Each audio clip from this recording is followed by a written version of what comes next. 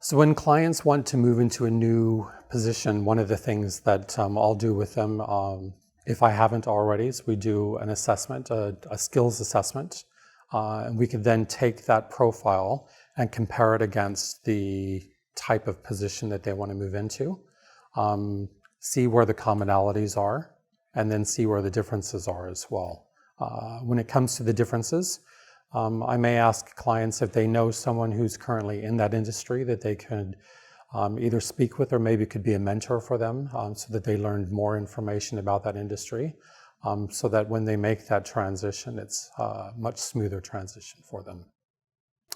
I would have a conversation with them and talk about where are their strong skills and what are the skills that they feel are the best ones that they would be able to transfer over. How would that look for them when they transfer those skills over? Why this new industry might want that particular skill that they have.